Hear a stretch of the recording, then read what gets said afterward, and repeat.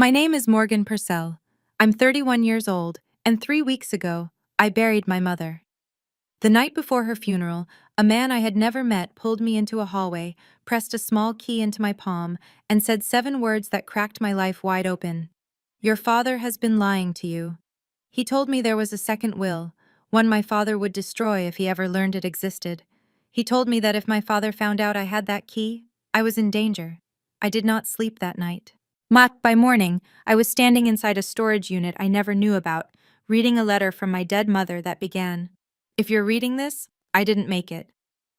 Before I go any further, if this story resonates with you, please take a moment to like and subscribe, but only if you genuinely connect with it, and drop your local time in the comments. I love knowing where you're listening from. Right now, let me take you back to a Tuesday afternoon in October, the day my mother's heart stopped and the day everything I believed about my family began to unravel. The call comes at 2:07 on a Tuesday afternoon. I'm charting vitals at the nurse's station when my phone buzzes and my father's name fills the screen. "Morgan, your mother collapsed. They're taking her to County General." I drive 20 minutes with both hands shaking on the wheel. I run the last red light on Elm. When I reach the ER entrance, a nurse I recognize, Patty, from the third floor, meets me with a face I have read 100 times on other families. My mother is already gone. Stroke. Massive. They say it was fast. They say she likely didn't feel much. I don't know who those words are supposed to comfort, because they don't comfort me. My father is standing at the admitting desk when I round the corner. He is signing paperwork. His pen moves steady and quick. Like he's closing a checking account. A woman from Morrison and Sons Funeral Home is beside him with a brochure open on the counter. He has already chosen the casket display, already confirmed the visitation window, already selected white lilies. My mother hated white lilies. She loved yellow daisies, but I can't make my mouth say that right now. "Dad, when did you get here?" "About an hour ago." An hour? He was here an hour before he called me. "I handled everything," he says. Yet he puts his hand on my shoulder. "You don't need to worry about any of this." That night, I go to my parents' house to sit in her bedroom. Her reading glasses are still on the nightstand. Her library book is still open, face down, holding her place. But her bedside drawer, the one she always kept locked, is empty, cleaned out. The little brass key she wore on a chain is gone. My mother has been dead for 6 hours, and her dresser is already bare. Wednesday morning, and I drive back to the house to help plan the service. The front door is unlocked. I hear music, soft jazz, the kind my mother never played, drifting from the kitchen. A woman I have never seen before is standing at my mother's stove, pouring coffee into my mother's favorite blue mug. She is wearing my mother's camel cashmere cardigan, the one with the patch pockets Mom sewed herself. "Morgan, this is Denise." My father steps out of the hallway. "She's a close friend. She's been helping me through this." Denise Harmon smiles at me the way you smile at someone's child. "I'm so sorry for your loss, sweetheart." I have never heard her name before, not once. I ask about Mom's home office, the little room off the den where she kept her files, her paperwork, her folder of important documents. My father waves his hand. "I cleaned all that up. Your mother kept so much clutter in there." The filing cabinet is empty, the desk drawers are bare, and even the corkboard above her desk, where she used to pin receipts and appointment cards, has been stripped clean. My father sits at the kitchen table and takes over the funeral arrangements. Music, speakers, guest list, flowers. When I ask if I can read the eulogy, he shakes his head. "I think it's better if I do it, Morgan. You'll get too emotional." Denise touches my arm. "Your dad knows best, sweetie." That's when I see it. On Denise's wrist, a thin silver bracelet engraved with the name Margaret. I gave my mother that bracelet for her birthday when I was 16. I saved 3 months of babysitting money. "Oh, this old thing?" Denise turns her wrist. "Your father said your mother wouldn't mind." I open my mouth, then I close it. Because if I react now, if I raise my voice or let my face twist, my father will use it. He will tell everyone I'm unstable. So I say quietly, "Actually, she would. That was a gift from me." Nobody answers. Thursday evening. Visitation at Morrison and Sons. The viewing room smells like carpet cleaner and refrigerated flowers. White lilies everywhere. My father stands at the entrance in a charcoal suit, greeting every person who walks through the door. Handshake, hug, red-rimmed eyes. He holds the hand of every woman who offers it a beat too long, and they all say the same thing, "Oh, Jerry, you poor man." I stand 3 feet to his left. But most people glance at me, nod politely, then turn back to him. A few pat my arm. One woman says, "You must be the daughter," as if I need an introduction at my own mother's viewing. I hear my father lean toward Ed Brennan, a family friend from the old neighborhood, and lower his voice just enough that I catch every word. Margaret had been struggling, mentally. The last few years were hard on all of us. Ed shakes his head. I had no idea. Jerry. She made some unusual financial decisions toward the end. I tried to help, but she wouldn't listen. My skin goes cold. He is standing 10 feet from her open casket, and he is rewriting her story for an audience. Uncle Ray, my father's younger brother, finds me by the guest book. He puts his heavy hand on my shoulder. "Your dad's been carrying this family on his back, Morgan. Try to be strong for him." I nod because I don't trust my mouth. Later, alone, I stand in front of my mother's casket. Her hands are folded. Her nails are painted the soft pink she always wore. Her face looks calm, arranged, like someone else's idea of her. I lean close enough that no one behind me can hear. "What were you trying to tell me, Mom?" The lilies don't answer, but something in the hallway is about to. The parking lot is almost empty when I push through the side door of the funeral home. The air is sharp and October cold, and I just need 1 minute where nobody touches my shoulder and calls me sweetheart. A man is leaning against the brick wall near the dumpsters. Silver hair, tweed coat. He looks like a retired professor waiting for a bus that stopped running years ago. "Miss Purcell?" I stop. "Do I know you?" "No, but I knew your mother." He steps forward. His hands are steady, but his eyes are not. "My name is Harold Briggs. I was your mother's attorney." I need 5 minutes. Attorney. My mother didn't have an attorney. My father handled everything. Every contract, every policy, every account. He always said Mom didn't understand that stuff. Harold walks me to the far end of the lot, away from the building, away from the windows. "Your father has been lying to you your entire life." His voice is quiet and even, the way someone talks when they have rehearsed a sentence for months. "There is a second will, one he doesn't want found. And if he discovers that you know about it, you are in danger." He reaches into his coat pocket and presses a small key into my hand, a brass key with a plastic tag. A number is written on the tag in my mother's handwriting. "Your mother prepared for this, Morgan. She didn't trust that she would be alive to tell you herself." "Why should I believe you?" Harold opens a worn leather folder and removes a single photograph.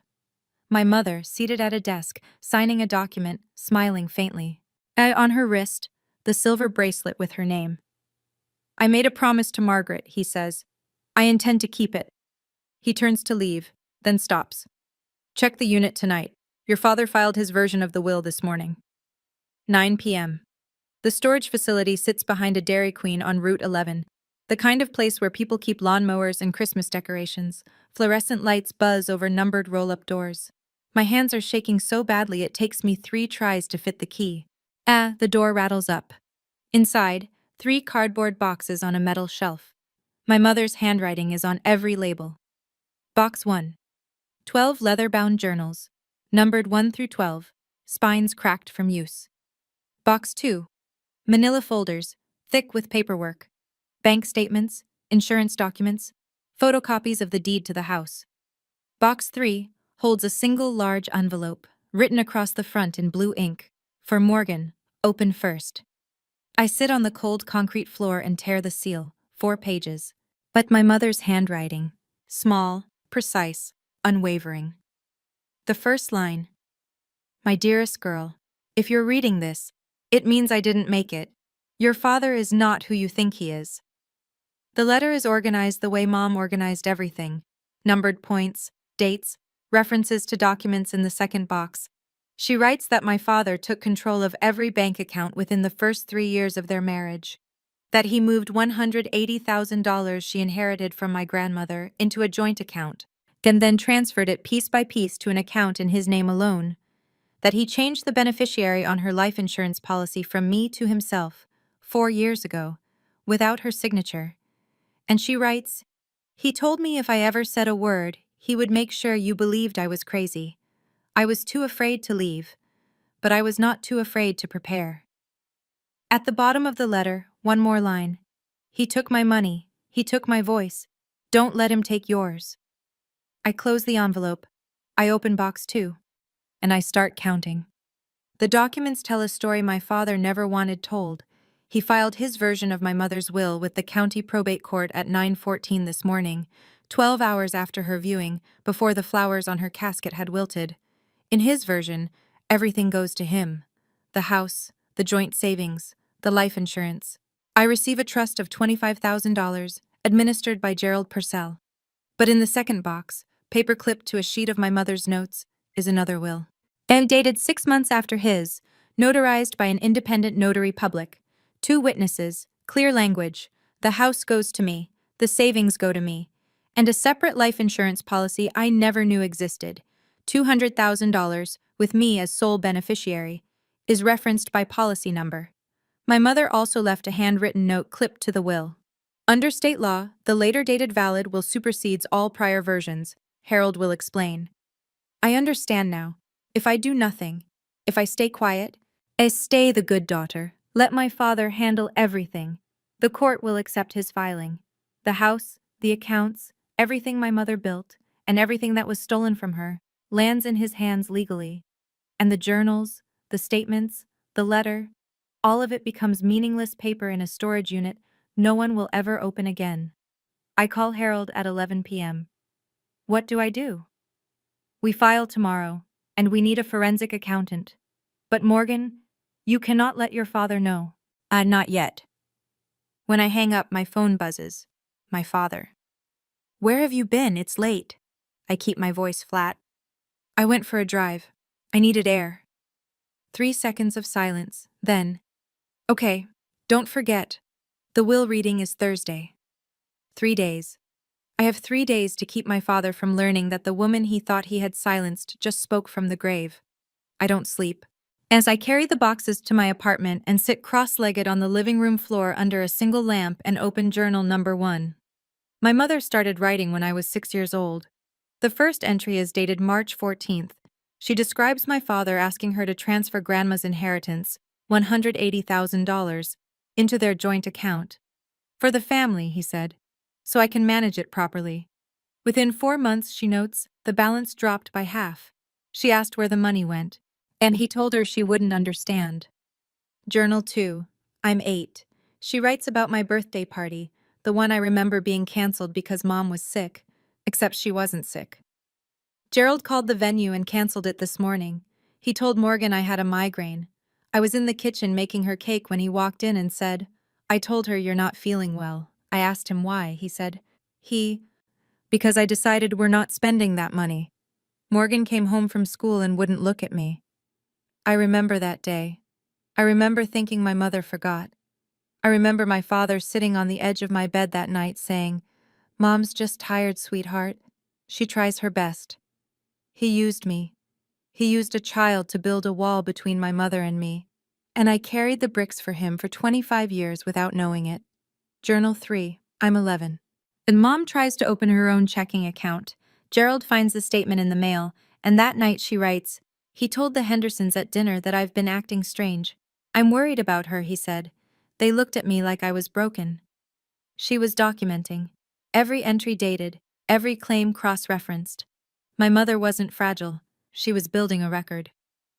Tuesday night. I spread the financial documents across my kitchen table like autopsy photographs. As my mother highlighted every anomaly in yellow, sticky notes in her handwriting flagged the worst ones. She was methodical. She was patient. She was furious in the quietest possible way. The bank statements span 15 years. The transfers follow a pattern: $3,000 here, $5,000 there, $8,000 in December, always just below the threshold that would trigger a flag. Over 15 years, roughly $340,000 moved from joint accounts into accounts bearing only my father's name. But accounts my mother was never added to. Accounts at a bank 2 towns over. Then there's the life insurance. My mother's policy, $500,000, originally naming me as beneficiary, was changed 4 years ago. The new beneficiary, Gerald Purcell.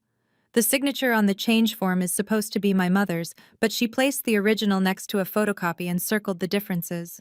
The slant is wrong. The G in Morgan doesn't loop the way hers does. She couldn't prove it alone, but she knew. And she prepared a countermove I'm only now understanding. 3 years ago, without telling my father, she purchased a separate life insurance policy through Harold's office, $200,000, beneficiary, Morgan Purcell.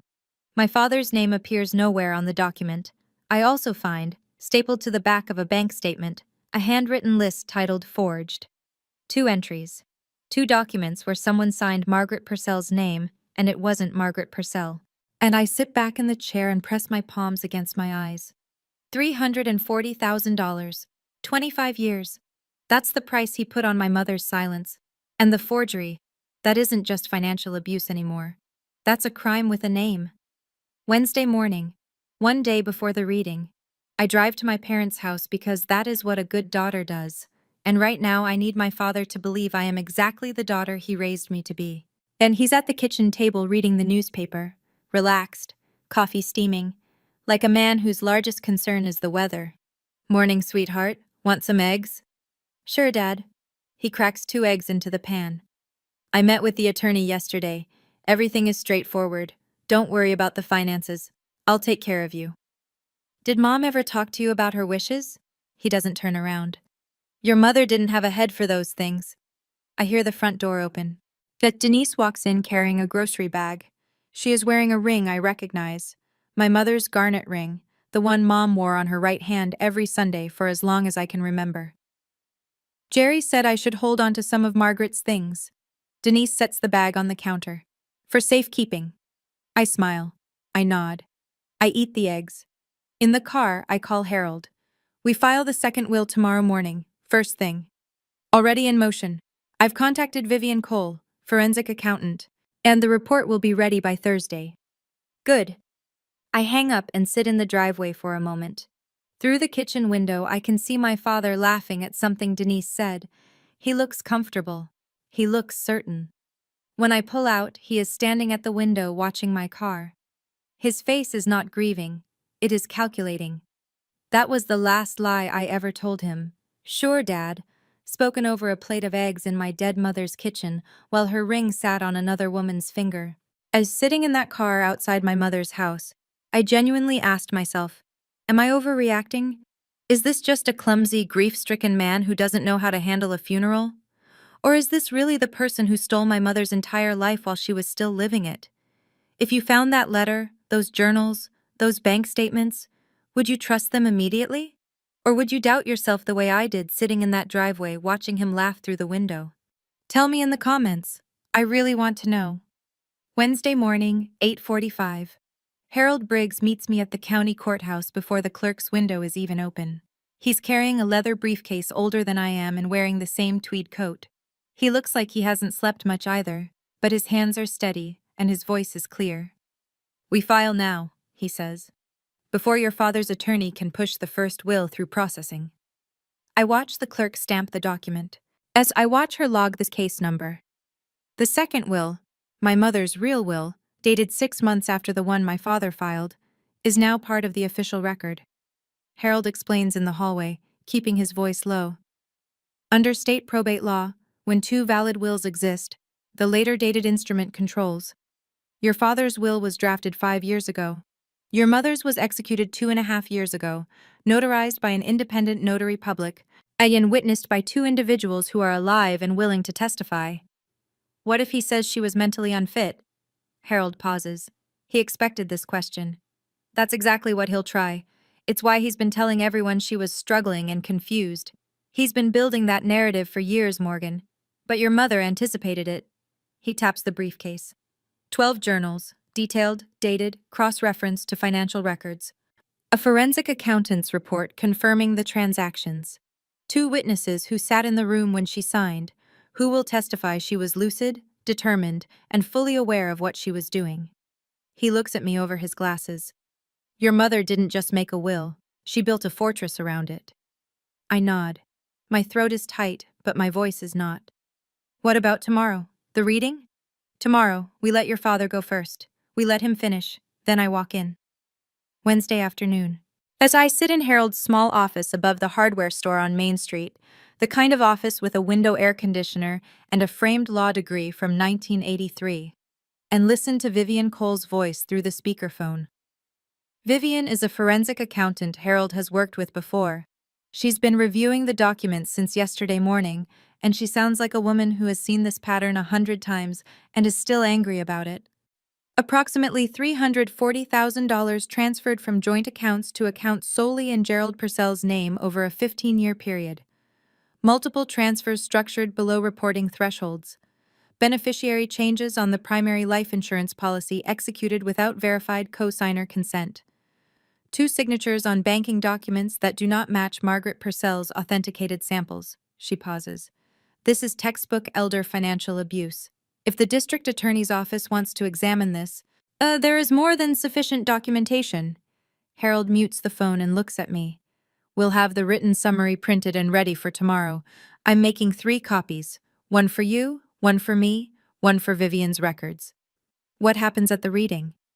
Your father's attorney will present his will. He'll read it aloud. People will nod. Then I'll enter the room and present ours. And the forensic report? I'll have a printed summary available if his attorney questions the validity. But Morgan, the will speaks for itself. The report is the hammer behind it. I help Harold organize the copies, bank statements in chronological order, insurance documents tabbed, the 2 pages with forged signatures flagged with red sticky notes. Your mother didn't just protect you, Harold says quietly, straightening a stack. She built a case. All we had to do was present it. The paper trail doesn't lie. Tomorrow neither will I. Wednesday evening. My father hosts what he calls a family dinner at the house. The house that still smells like my mother's lavender sachets in the closets, though I doubt they'll last long. He's invited everyone. Aunts, cousins, neighbors, old co-workers from the bank. Denise is in the kitchen wearing my mother's apron, stirring a pot of chili with my mother's wooden spoon. And something about the image is so precise in its wrongness that I have to look away. Gerald stands at the head of the table and raises his glass. Margaret would have wanted us together. Tomorrow we make things official, and then we move forward as a family. Uncle Ray leans back in his chair, arms crossed, satisfied. Hear, hear. I eat. I smile when spoken to. I compliment the chili. I am performing the role of grieving daughter so convincingly that it scares me a little. Denise pulls a neighbor aside near the buffet to show off a pendant necklace. As I recognize it immediately, my mother's small gold locket, the one with baby photos of me inside. Jerry gave it to me. Isn't it beautiful? I watch the neighbor's face tighten for half a second before she nods. After dinner, my father catches me at the door. You okay, kiddo? I'm fine, Dad. See you tomorrow. In the car, I sit in the dark and think about my mother sitting at the same table for 28 years, smiling the way I just smiled, performing the way I just performed. Except she did it every single day.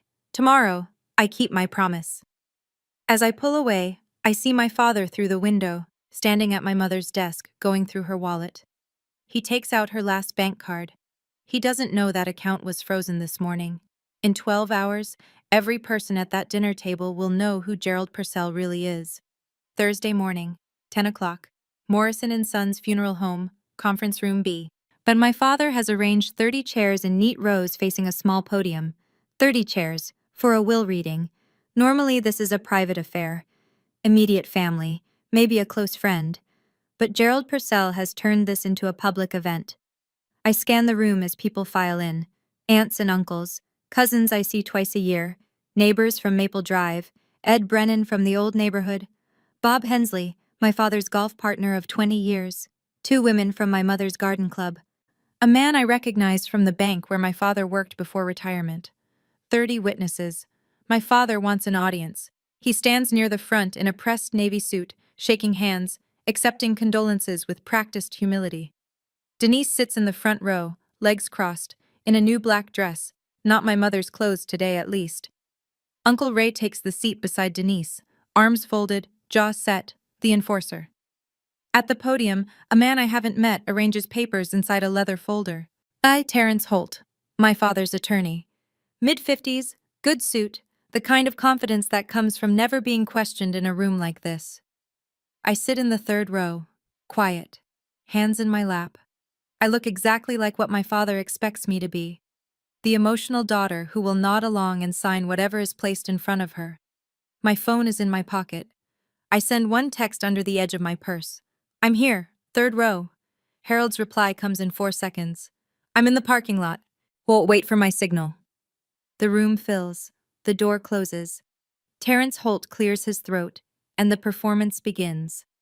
Terrence Holt reads with the smooth authority of a man who has done this 100 times. He holds the document at chest height and speaks in measured paragraphs, as if he's narrating something noble. The last will and testament of Margaret Ann Purcell, dated March 12, 2021, 5 years ago. When my mother was still smiling in photographs, and my father was still telling everyone what a devoted husband he was.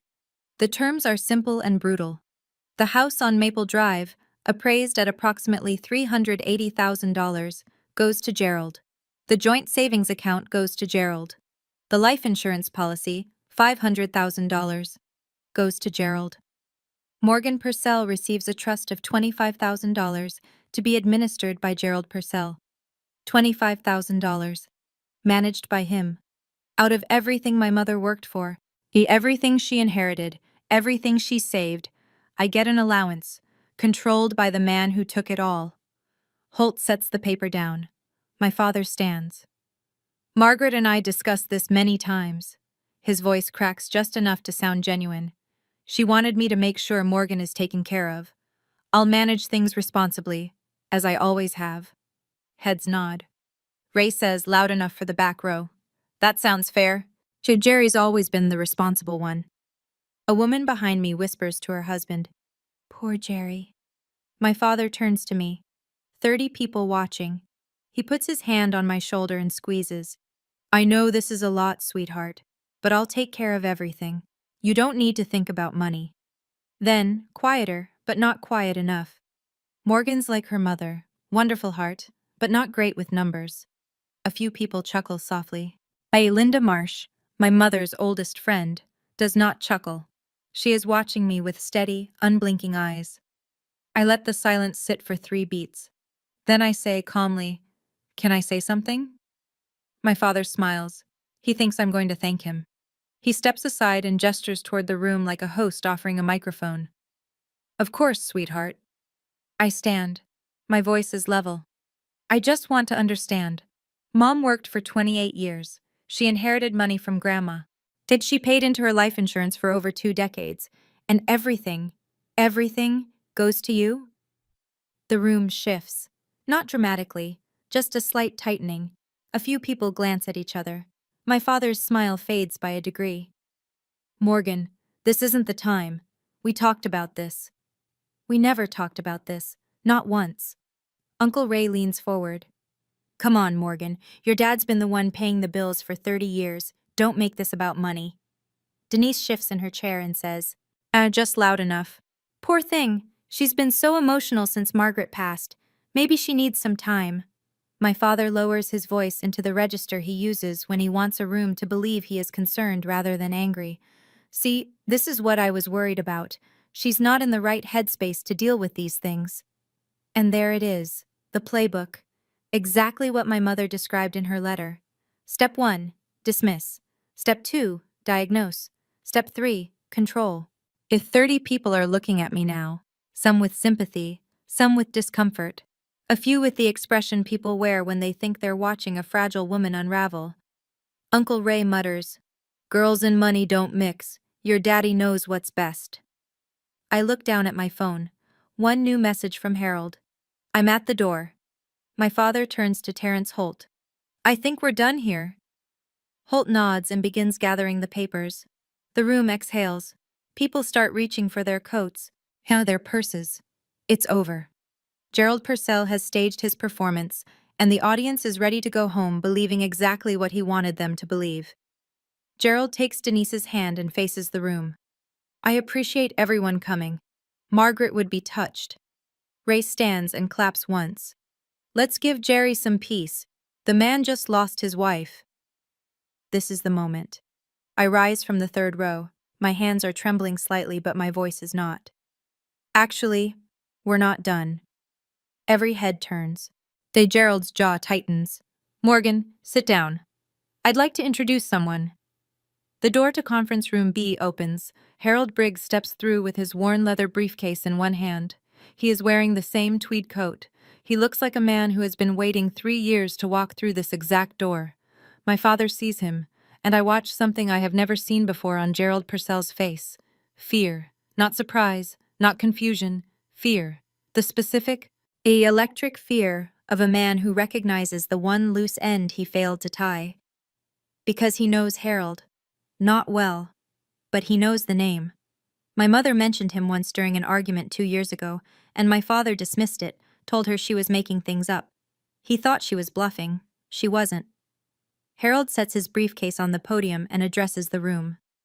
Good morning, everyone. My name is Harold Briggs, and I was Margaret Purcell's attorney for the last 3 years of her life. I'm here because Margaret asked me to be. I look at my father. Sit down, Dad. It's your turn to listen. Harold opens the briefcase with the care of a man handling evidence, which is exactly what this is. Margaret Purcell retained me in September 3 years ago. She came to my office alone. She was not confused. She was not impaired. She was afraid, not for herself, but for her daughter. He removes a document and holds it so the front row can see the notary seal. This is the last will and testament of Margaret Ann Purcell, executed 2.5 years ago. It was notarized by an independent notary public and witnessed by 2 individuals who are present in this room today. I hear Denise inhale sharply. Uncle Ray's arms uncross for the first time all morning. Harold reads the terms. The house on Maple Drive, to Morgan Purcell. The savings accounts, to Morgan Purcell. A separate life insurance policy, $200,000, to Morgan Purcell. Gerald Purcell receives nothing. My father is on his feet before Harold finishes. That's a forgery. My wife would never. The notary is on record, Mr. Purcell. Would you like me to call her? Terrence Holt, Gerald's own attorney, reaches for the document. Harold hands him a copy. Holt reads it once, reads it again, and then leans toward my father. Jerry, sit down. Gerald doesn't sit. From the second row, Linda Marsh, my mother's best friend, 61 years old, silver-haired, kept quiet until now, stands. I was a witness, she says. Her voice doesn't waver. I watched Margaret sign that will.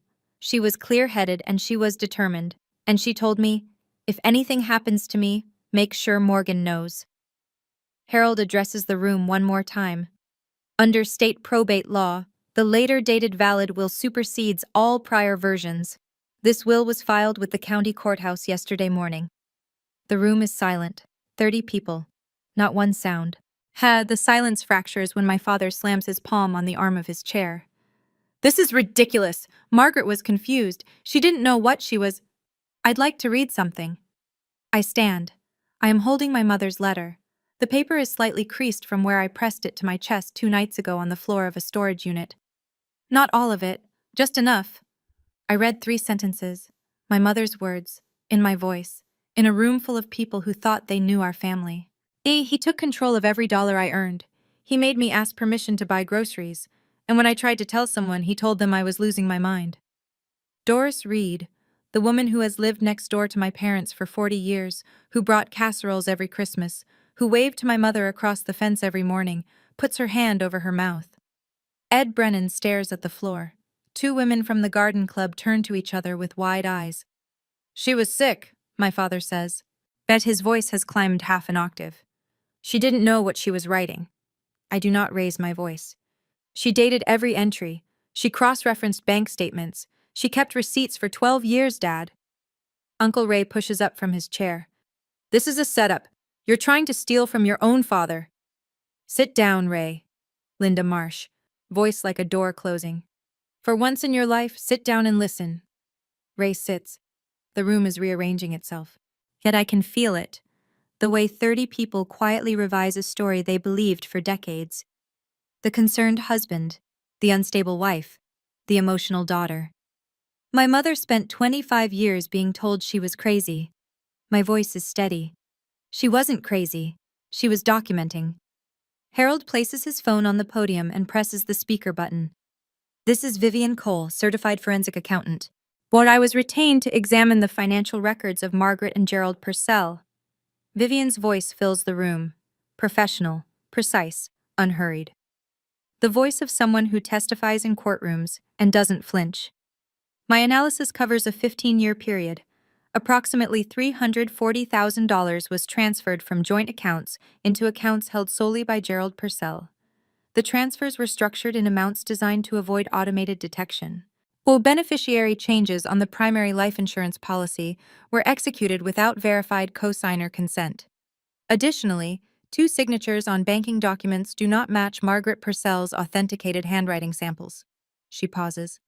The pattern is consistent with elder financial abuse as defined under state statute. Harold lifts a printed summary from his briefcase and walks it directly to Terence Holt. Holt takes the pages. He reads the first paragraph, turns to the second, and then sets the document face down on his lap. He leans toward Gerald. I cannot hear what he says, but I see my father's face drain of color. Gerald turns to the room. This is lies. All of it. Every word. Nobody responds. Bob Hensley, my father's golf partner of 20 years, stands up slowly, picks up his jacket from the back of his chair, and walks out of the room without a word. Denise, who has been sitting rigid in the front row, pulls her hand away from my father's arm. She moves it to her own lap. It's a small gesture, but everyone in the front 2 rows sees it. My father is standing in the center of a room full of people he has known for decades, and for the first time, not a single one of them is looking at him with sympathy. You're all being manipulated, he says, by a dead woman. No one moves. My father turns to me. His eyes are wet and his voice is shaking, but it's not grief. It's the sound of a man watching the walls come down. After everything I've done for you, I raised you, I fed you, I gave you a home. You can speak to my attorney, Dad. You're making a mistake, Morgan. You'll regret this. Mom made a decision. I'm honoring it. Harold steps forward and addresses the room one final time. The second will has been filed with the county court and is now part of the official probate record. Additionally, the financial evidence documented by Mrs. Purcell and confirmed by forensic analysis will be forwarded to the county district attorney's office for review, District Attorney. The 2 words land in the room like a dropped glass. Doris Reed turns to her husband. 2 cousins in the back row stand and move toward the door. Uncle Ray hasn't said a word in 5 minutes. Gerald looks around the room. He turns a full circle, searching for an ally. Someone who will tell him this is wrong, someone who will take his side. His eyes pass over Ed Brennan, who looks away. Over the women from the garden club, who stare at their laps. Over Denise, who is now standing in the far corner of the room, arms wrapped around herself. Over Ray, who sits with his jaw clenched and his eyes on the carpet. Nobody meets his gaze. I collect my purse from the 3rd row. I'm not doing this to hurt anyone. My mother asked me to protect what she built. That's what I'm doing. I walk toward the door.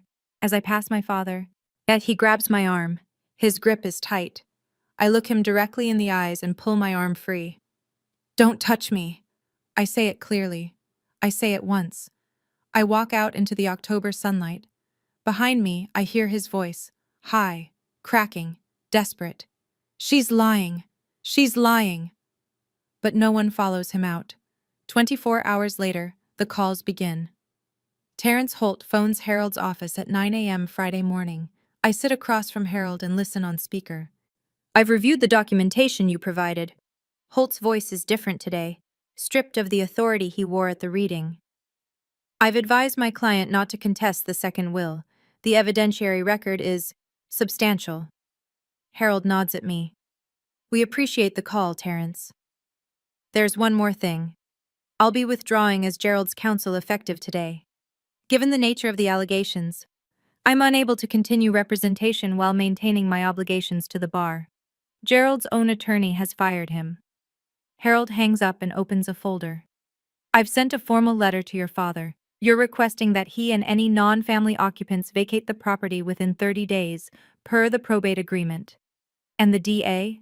The forensic report and supporting documents were forwarded to the county district attorney's office this morning.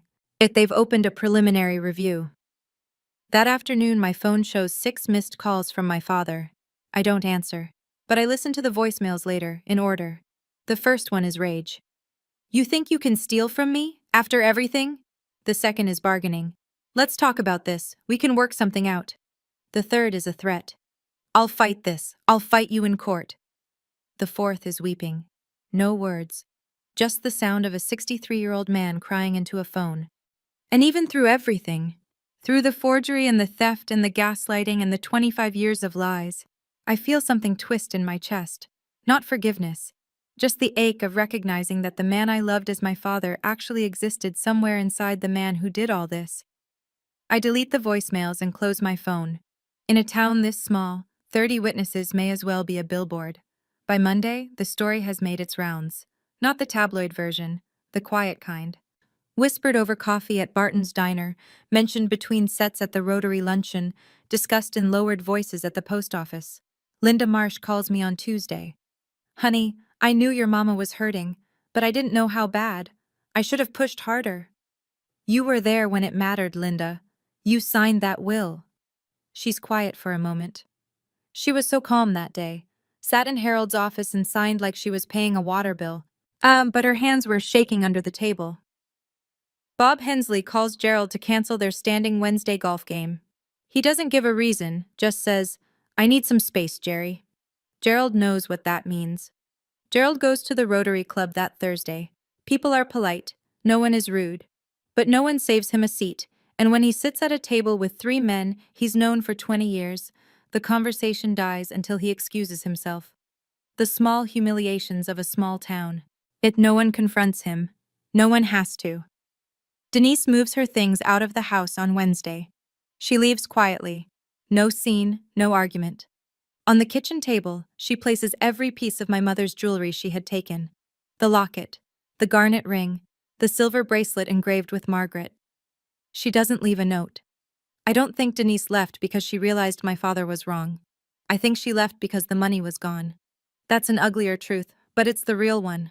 Uncle Ray calls me Saturday morning. His voice is thick. Morgan, I didn't know. I know Uncle Ray, but I don't invite him to the house. 3 weeks after the funeral, the probate court accepts the second will. The house on Maple Drive officially transfers to my name. The separate life insurance policy, $200,000, clears into my account.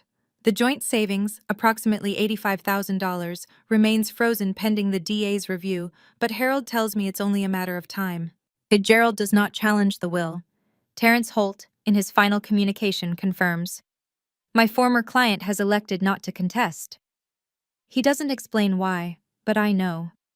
Challenging the will would make the forensic report a public court record. Every highlighted bank statement, every forged signature, every journal entry, entered into evidence for anyone to read. Gerald may be many things, but he's not stupid. He leaves town on a Tuesday, but moves in with an old college roommate 2 states away. No forwarding address, no goodbye. The DA's office continues its review. Harold says, it may take months, but the evidence is solid. Even if they don't prosecute, the record exists. I change the locks on a Thursday. A locksmith named Jerry does the work in 40 minutes and says, nice house, moving in? I grew up here. That evening, I walk through every room. I leave my mother's bookshelves untouched. Then I water the spider plant she kept by the kitchen window. It's still alive, which seems like a small miracle. I return the silver bracelet to her jewelry box in the bedroom, resting it on the velvet lining where it belongs. I open the dresser, the one my father emptied 6 hours after she died. The drawers are bare, but as I pull the last one out to wipe it clean, something catches between the wood and the bottom panel. A small photograph. Me, 5 years old, sitting on my mother's lap. Both of us laughing. He cleaned out her dresser in 6 hours, but he missed the one thing that mattered. Let me be clear about what Gerald Purcell lost, because I think the numbers matter. The house, $380,000. Gone. It was my mother's before it was theirs, purchased with her inheritance from my grandmother, and now it's mine. The separate life insurance, $200,000. The policy my mother took out in secret, through Harold, with me as the sole beneficiary. Gerald never knew it existed. And the joint savings, $85,000, frozen by court order, pending investigation. His attorney, withdrew. His golf partner stopped calling. His Rotary friends politely suggested he take a break from meetings. Denise, gone. She didn't leave because she had a moral reckoning. She left because the money left first. The $340,000 he siphoned over 25 years? Spent. My mother's journals document what she could track. A car he bought Denise, $42,000. Roughly the same amount my mother secretly saved for me. Sports gambling, trips she was never invited on, gifts for a woman who wore my mother's jewelry before the casket was closed. The DA's preliminary review remains open. Harold says charges are not guaranteed. Many elder financial abuse cases don't result in prosecution. But the file exists, the evidence exists, and if Gerald Purcell ever tries to rewrite this story, there are 12 handwritten journals and a forensic report that say otherwise.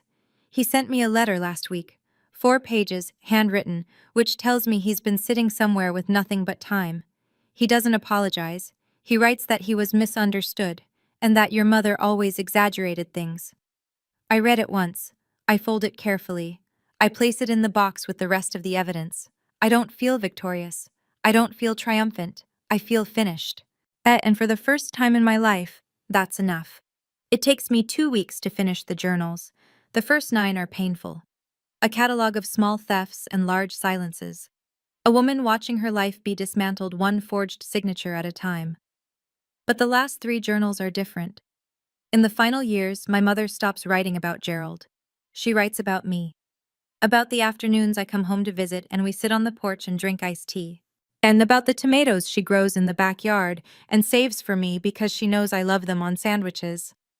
About a book she read that made her think of me. She transcribes a passage and writes beside it. Morgan would like this. Between journal entries, I find letters she wrote but never sent. I'm sorry I didn't leave sooner. I was afraid he'd take you from me. By the time you were old enough to understand, I was too deep. Forgive me for that, if you can. And this. In an entry from 18 months before she died.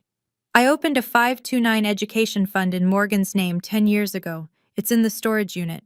Use it if you ever want to go back to school, baby. I checked the documents. She was right. A 529 account, funded in quiet increments.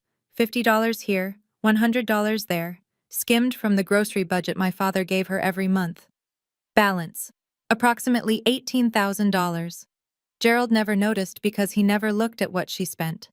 He only looked at what she earned. $18,000. Built $50 at a time over a decade, from a woman who had to ask permission to buy groceries. I sit on her bed holding the last journal and I cry for the first time since she died. Not because I'm sad, because I finally understand the size of her love, measured not in what she said, but in what she hid for me. I can't give her the world, she wrote, but I can make sure he doesn't take it from her. I send my father one email. It is 6 sentences long. I won't be in contact for the foreseeable future. If you need to communicate regarding legal or financial matters, please direct all correspondence through Harold Briggs. I wish you no harm, but I will not pretend. You may reach Harold at the number below. He replies the same day. His email is long, 9 paragraphs of justification, minimization, and revision. But he writes that my mother always had a flair for drama. He writes that any financial decisions were made for the good of the family. He does not use the word sorry. I read it once. I do not reply. I meet Uncle Ray at the coffee shop on Main Street the following Saturday. He looks smaller than I remember. He orders black coffee and stares at it. Uncle Ray, I don't hate you, but you stood in that room and backed the man who robbed my mother. I need time. He nods. I understand. It's the first time in my life he hasn't argued. I keep Linda Marsh close. She comes by the house every Thursday with banana bread and stories. How she and my mother met at a PTA meeting in 1998. How Mom once drove 40 minutes in a snowstorm to bring Linda soup when she had the flu. How Mom laughed with her whole body when no one was watching. I send handwritten thank you notes to Harold and Vivian. Harold is retiring now, fully, officially. And he tells me on the phone, this was the last case Margaret would have wanted me to close. The week after, Linda mentions something she's been holding back. Your mama gave me a USB drive 2 years ago, said it was a backup of everything, in case the storage unit was ever found and emptied. My mother thought of everything, even the scenario where she lost. "I wish you had been the father you pretended to be," I wrote in that email. But wishing doesn't change the records. There was a moment, reading those last journals, where I found myself wondering something I may never have the answer to. Did my mother ever forgive him? Not publicly, not legally, but in her heart, in the quiet of those journal pages, did she let go of it? Or did she carry that weight until the very end? I'll never know. But I want to ask you, if you discovered that the person you trusted most in this world had been lying to you your entire life, could you forgive them? Not should you. Could you? Tell me in the comments. I've been thinking about this for weeks. 2 months after the funeral, I move into the house on Maple Drive. The first thing I do is paint the living room. My mother always wanted it a pale blue, the color of a winter sky just before it clears. My father said it was too feminine and kept it beige for 28 years. It takes me a Saturday afternoon and 2 coats. And when the light comes through the front windows the next morning, the room looks like a place my mother would have loved. I plant the garden, lavender along the fence, because she talked about it every spring and never did it. Tomatoes in the raised bed she built herself. Daisies, yellow, not white, beside the mailbox. Linda brings over a climbing rose she found at the nursery on Route 9. Your mama wanted one of these for years. We plant it together, kneeling in the dirt. And Linda tells me about the time my mother entered a tomato in the county fair and came in second and pretended she wasn't furious. I used the 529 fund to enroll in an online MSN program, Master of Science in Nursing. It's something I've wanted for years. When I mentioned it once at a family dinner, my father said, "You don't need more school, Morgan. You already have a job." Mom thought otherwise. She saved $18,000 for this, $50 at a time. As I put a photo of her on the bookshelf in the living room, not the funeral portrait, a real one, from a barbecue in 2016. She's holding a glass of lemonade and laughing at something off camera. Her eyes are bright. That's the version of her I want to see every day. Friday evening, I sit on the porch with a mug of tea and listen to the crickets. For the first time in my life, I don't need anyone's permission to be here. I'm not telling you this story so you'll feel sorry for me. That I had a mother who loved me fiercely enough to plan 3 years ahead from inside a cage she couldn't escape. That's not a tragedy. That's a gift. I'm telling you, because I know someone is listening right now who is living the life my mother lived. Someone whose partner controls every dollar. Someone who's been told, by family, by friends, by the person sitting across from them at dinner, that they're too emotional, too sensitive, too confused to understand their own life. If that's you, and I want to share 3 things I learned the hard way. First, if someone tells you you're crazy for questioning the math, check the receipts. My mother did. It took her years, but she built a record that couldn't be dismissed. You don't need a law degree, you need a notebook and the courage to write down what's real. Second, silence protects the person who benefits from it. It never protects you.